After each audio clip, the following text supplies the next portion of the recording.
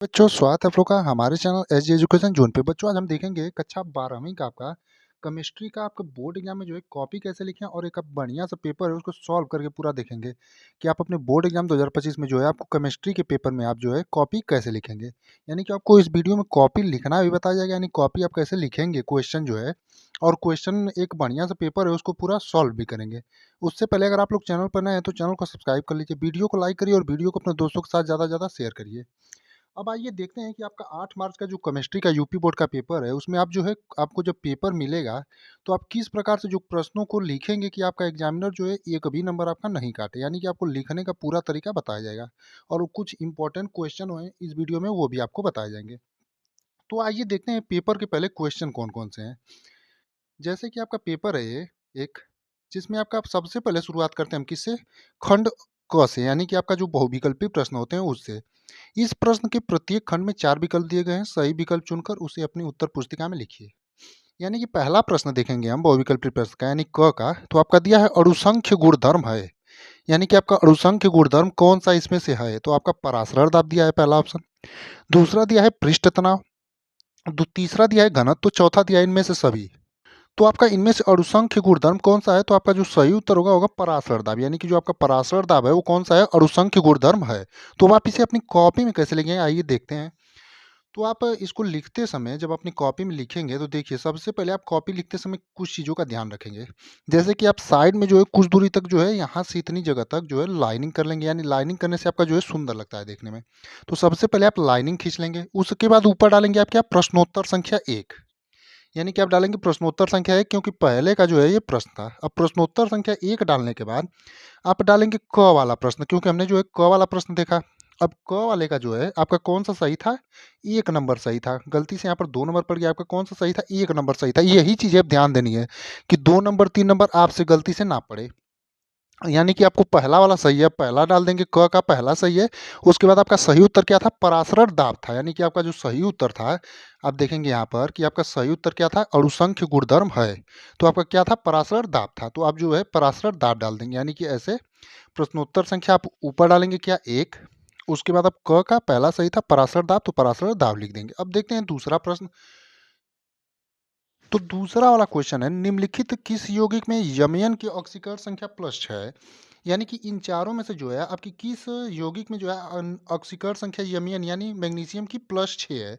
आपका यमयन 2O3 में, या फिर दूसरा ऑप्शन दिया है K2MnO4 में, या फिर तीसरा ऑप्शन है KMnO4 में, चौथा ऑप्शन दिया है MnO2 में। तो आपका जो सही उत्तर होगा KMnO4 होगा, यानी कि KMnO4 में जो है यमयन की ऑक्सीकरण संख्या कितनी है? +6 है। तो अब आप इसमें अपने कॉपी पर कैसे लिखेंगे? तो कॉपी पे लिखेंगे, जैसे आपने प्रश्नोत्तर संख्या 1 तो ऊपर डाल ही लिया, क्योंकि ये सभी जो आपके 6 च तक आपके जो क्वेश्चन होते हैं वो क्या होते हैं? बहुविकल्पी के होते हैं। तो क का आपका पहला वाला सही था, उसी प्रकार एक लाइन छोड़ करके आप लिखेंगे ख वाला। ख का आपका कौन सा नंबर सही था? तो आप देखेंगे यहाँ पर ख का और आपका सही कौन सा था? तीसरा वाला ऑप्शन सही था। यानी कि तीसरा वाला ऑप्शन सही था, तो तीसरा वाला ऑप्शन डाल देंगे। उसके बाद आपका कौन सा सही था? KMnO4, यानी कि KMnO4 आपका सही था, तो आप डाल देंगे KMnO4। तो इसी प्रकार से जो है आप अपने बोर्ड एग्जाम में लिखेंगे। अब देखते हैं अपने अगले यानी कि तीसरे प्रश्न को। तो तीसरा प्रश्न है कि निम्नलिखित लिगेंडों में से कौन सा उभयदंती लिगेंड के समान व्यवहार करता है? यानी आपका इनमें से जो है कौन सा जो है आपका उभयदंती लिगेंड के समान व्यवहार करता है? आपका H2O होगा, En होगा, या फिर NO पर -2 होगा, NO2 माइनस होगा होल के पावर, या फिर NH3। तो आपका जो निम्नलिखित लिगेंडों में से कौन सा उभयदंती लिगेंड के समान व्यवहार करता है? तो आपका NO2 पर माइनस, यानी कि आपका ऑप्शन नंबर 3 जो है इसका भी एकदम सही होगा, यानी कि 3 वाला जो ऑप्शन है सही होगा। तो आप इसको भी अपने पेपर पर कैसे लिखेंगे? तो आप लिखेंगे ग वाला, यानी ग वाला आपका सही है। तो माफ करिए, ग वाला क्वेश्चन है तो पहले लिखेंगे ग, उसके बाद इसका कौन सा ऑप्शन सही है? तीसरा, तो तीसरा डालेंगे। उसके बाद जो आपका सही उत्तर रहेगा NO2 पर माइनस, तो उसको लिख देंगे। इसी प्रकार से जो है आप अपने बोर्ड एग्जाम में लिखेंगे। अगला देखेंगे यानी चौथा प्रश्न कि एसिल क्लोराइड के रोजनमूर्ण अपचयन से प्राप्त होता है, यानी आपका जो एसिल क्लोराइड का रोजनमूर्ण अपचयन होता है उससे क्या प्राप्त होता है? आपका एल्डिहाइड, दूसरा दिया है एल्कोहल, तीसरा है हाइड्रोकार्बन, चौथा है एल्किल क्लोराइड। तो आपका एसिल क्लोराइड के रोजनमूर्ण अपचयन से क्या प्राप्त होता है? तो आपका एल्डिहाइड प्राप्त होता है। यानी कि आपका जो घ का पहला वाला ऑप्शन है वो सही होगा, यानी कि एल्डिहाइड जो होगा आपका सही उत्तर होगा। तो आप इसे लिखेंगे कैसे? तो आप इसी में आप डालेंगे क्या अगला नंबर घ नंबर, और घ का आपका सही कौन सा था, पहला वाला सही था, तो घ का पहला डाल देंगे। उसके बाद सही उत्तर आपका था क्या था, एल्डिहाइड था, तो अब लिख देंगे एल्डिहाइड। तो इसी प्रकार से आपको अपने बोर्ड एग्जाम में लिखना है। अब देखते हैं अगला प्रश्न। तो अगला हमारा जो प्रश्न है वो पूछा है कि निम्नलिखित में से पांच, यानी अंगा वाला, निम्नलिखित में से कौन आइसोसाइनाइड परीक्षण देता है, यानी कि इनमें से आपका जो है कौन सा जो है आइसोसाइनाइड परीक्षण देता है। प्राथमिक एमिन, दूसरा दिया है द्वितीय केमिन, तीसरा दिया है तृतीय केमिन, और चौथा दिया है अम्ल एमाइड। यानी कि इनमें से जो आपका है कौन सा जो है आइसोसाइनाइड परीक्षण देता है। तो आपका जो प्राथमिक एमिन होता है वो आपका आइसोसाइनाइड परीक्षण देता है, यानी कि ऑप्शन नंबर एक जो है आपका एकदम सही होगा। तो आप अपने कॉपी में जो है अंगा वाला प्रश्न का पहला आपका सही था तो पहला डाल देंगे। उसके बाद जो है आपका प्राथमिक एमिन सही था तो प्राथमिक एमिन लिख देंगे। अब अगला देखेंगे, यानी कि न्यूक्लिक अम्ल में न्यूक्लियोटाइड आपस में जुड़े होते हैं, यानी न्यूक्लिक अम्ल में जो आपके न्यूक्लियोटाइड होते हैं वो आपस में किसके द्वारा जुड़े होते हैं, पेप्टाइड बंध द्वारा। दूसरा है फॉस्फोडाइएस्टर बंध द्वारा, तीसरा है ग्लाइकोसाइडी बंधन द्वारा, चौथा है हाइड्रोजन बंध द्वारा। यानी कि न्यूक्लिक अम्ल में न्यूक्लियोटाइड आपस में किस बंध द्वारा जो है आपके जुड़े होते हैं। तो जो आपका सही उत्तर होगा वो होगा फास्फोडाइएस्टर बंधन द्वारा, यानी कि आपका फास्फोडाइएस्टर बंधन द्वारा सही उत्तर होगा। तो आप लिख देंगे च का आपका कौन सा सही था, च का आपका सही है दूसरा वाला, यानी कि च का दूसरा वाला सही है। तो आप च का दूसरा वाला ऑप्शन डाल देंगे। उसके बाद लिख देंगे फास्फोडाइएस्टर बंधन द्वारा, यानी आपका जो सही उत्तर है उसको डाल देंगे। अब आइए देखते हैं आपके लिखने वाले प्रश्न। बहुविकल्पी प्रश्न आपके 6 पूछते हैं और आपको इसी प्रकार से जो है बहुविकल्पी प्रश्नों को अपने बोर्ड एग्जाम की कॉपी में लिखना रहेगा। आप सबसे पहले क्या डालेंगे, प्रश्नोत्तर संख्या 1, उसके बाद क का आपका जो जो सही रहेगा उसका नंबर डालेंगे। उसके बाद नाम लिख देंगे जो सही आपका ऑप्शन रहेगा। उसके बाद ख का इसी प्रकार से आप सीक्वेंस से करेंगे तो आपका बोर्ड एग्जाम में जो है एग्जामिनर एकदम बढ़िया से आपको नंबर देगा। अब आप के आते हैं सब्जेक्टिव वाले प्रश्न। सब्जेक्टिव में यानी कि आपका दूसरे का क, यानी लिखने वाला जो प्रश्न है, यानी सब्जेक्टिव, इसमें आपको 2 नंबर के प्रश्न पूछे जाएंगे दूसरे में। तो पहला प्रश्न है आपका ग्लूकोज, जिसका मोलर द्रव्यमान आपका कितना है 180 ग्राम मोल इनवर्स, कि 2.82 ग्राम को 30 ग्राम जल में घोला जाता है। इस बिलियन की मोललता की गणना कीजिए। अब हमने आपको बिलियन की मोललता निकालने का जो है सवाल बहुत सारे बताए हैं, तो आइए देखते हैं इसको भी सॉल्व करके कि आप बिलियन की जो है मोललता कैसे निकालेंगे। तो आप इसको जो अपने कॉपी में लिखेंगे पहले कैसे। तो सबसे पहले आपका कौन सा प्रश्न था, दूसरे का क था, तो आप डालेंगे प्रश्नोत्तर संख्या 2 का क, यानी प्रश्नोत्तर 2 का क डालेंगे।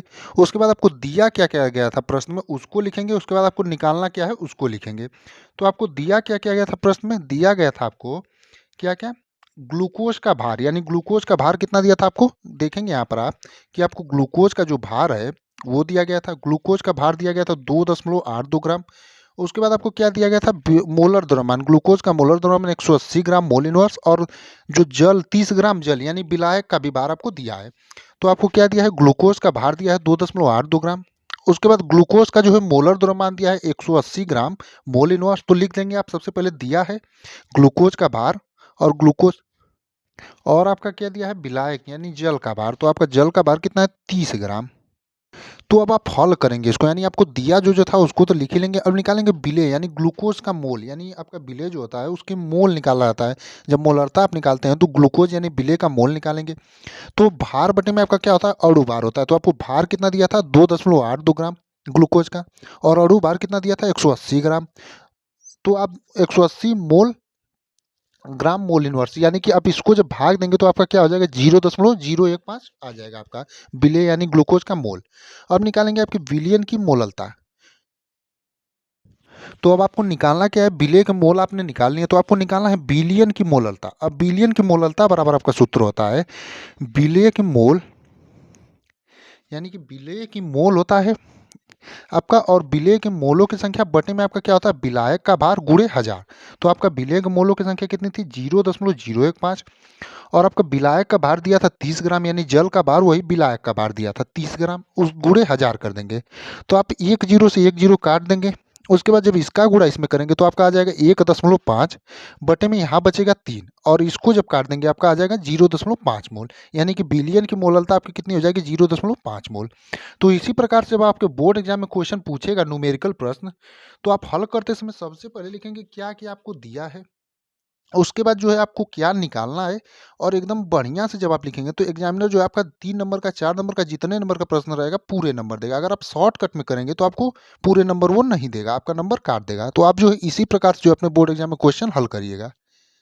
जैसे देखेंगे अगला एक क्वेश्चन आपका उपसंयोजन यौगिकों के वर्नर सिद्धांत की व्याख्या कीजिए। यानी आपका जो उपसंयोजन यौगिकों है वर्नर सिद्धांत होता है उसकी आपको व्याख्या करने के लिए ये क्वेश्चन जो हमने आपको पहले भी बताया था कि कितना इंपॉर्टेंट आपका क्वेश्चन होता है और बोर्ड एग्जाम में जो हमेशा पूछा जाता है और इस बार भी हो सके तो आपका पूछे। तो आपका उपसंयोजन यौगिकों के वर्नर सिद्धांत क्या होता है आइए देखते हैं और इसको आप किस प्रकार से अपने बोर्ड एग्जाम में लिखेंगे। तो सबसे पहले आपका क्वेश्चन नंबर कितना था, प्रश्नोत्तर संख्या 2 का ग था, तो आप डालेंगे ऊपर प्रश्नोत्तर संख्या 2 का ग। उसके बाद आप लिखेंगे हेडिंग वर्नर का सिद्धांत, यानी कि आपको हेडिंग डालनी रहेगी वर्नर का सिद्धांत।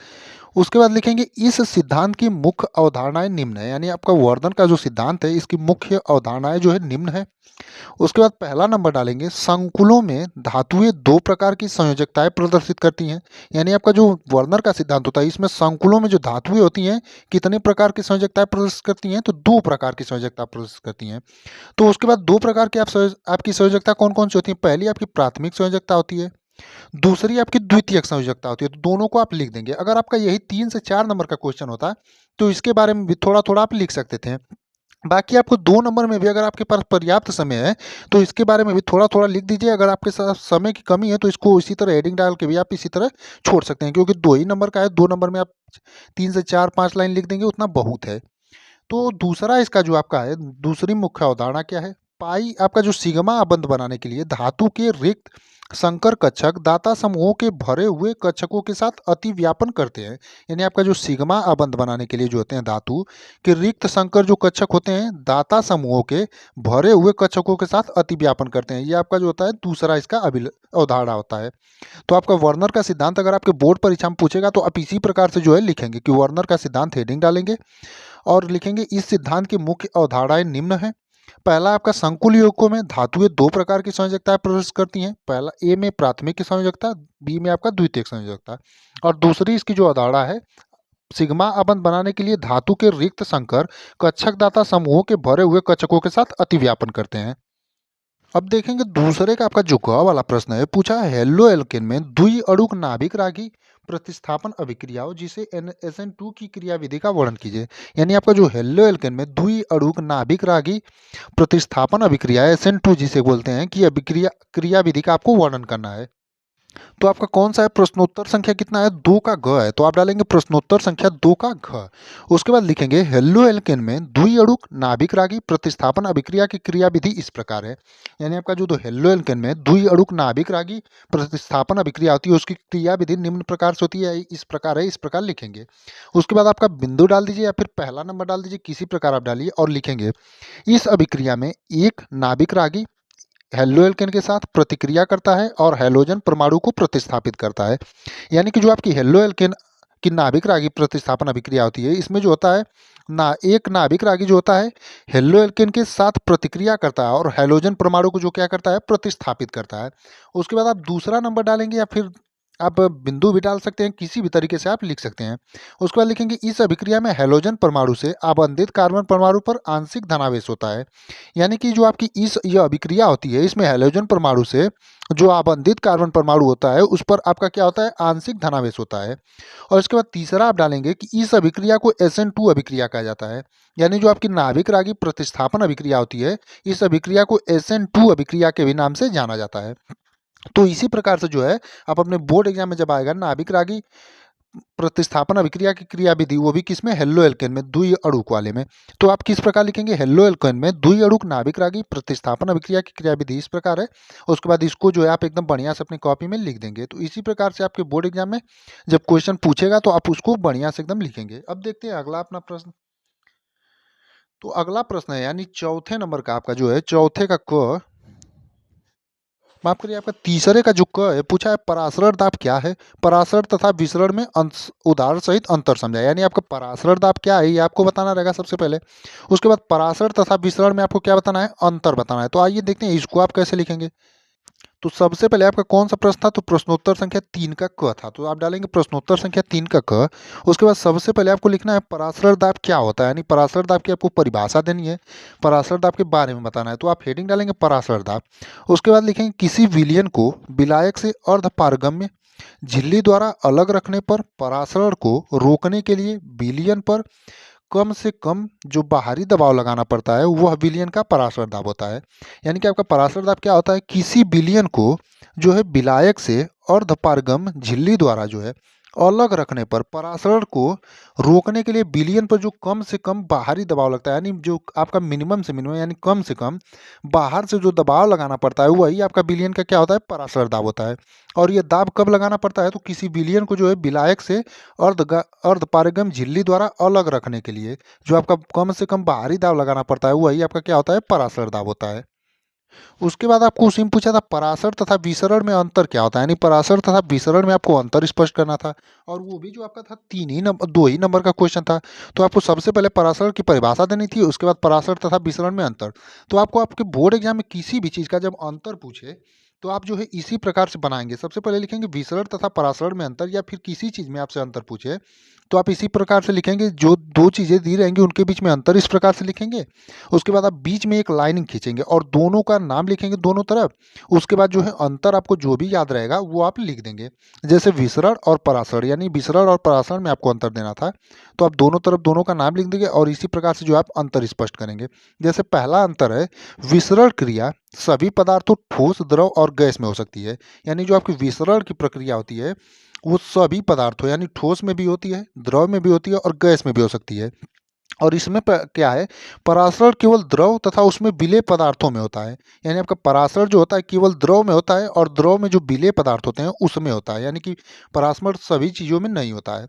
दूसरा अंतर लिखेंगे आप, विसरण करने वाले दोनों पदार्थों के मध्य किसी प्रकार की झिल्ली नहीं होती है।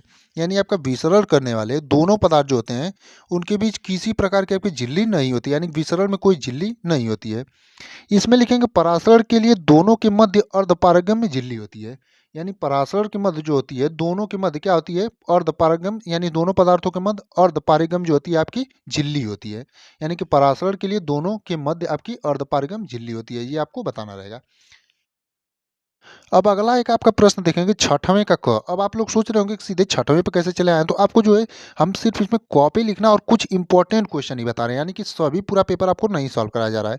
सिर्फ कुछ इंपॉर्टेंट क्वेश्चन है जिससे आपको अंदाजा लग सके कि आपके बोर्ड एग्जाम में जो है पेपर पूछेगा तो आप कैसे करेंगे। तो अगर आप लोगों को पूरा पेपर का सॉल्यूशन चाहिए तो आप लोग कमेंट में जरूर बताइएगा, हम पूरे पेपर का भी सॉल्यूशन आपको करा देंगे। लेकिन इसमें जो है आपको कॉपी लिखने का तरीका और कुछ ही जो इंपॉर्टेंट प्रश्न है, जैसे आपको अभिक्रियाएं और कुछ न्यूमेरिकल और किस प्रकार से आपके अंतर वाले क्वेश्चन पूछेंगे और बहुविकल्पी प्रश्न, तो उन्हें आप अपनी कॉपी में लिखेंगे।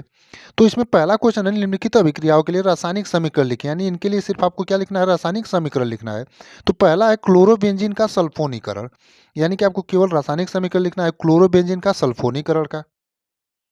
तो आप डालेंगे प्रश्नोत्तर संख्या 6 का क, यानी आपको प्रश्नोत्तर संख्या 6 का क वाला प्रश्न था ये कि क्लोरोबेंजीन का सल्फोनीकरण। तो आप डालेंगे प्रश्नोत्तर संख्या 6 का क और उसमें था आपका पहला नंबर।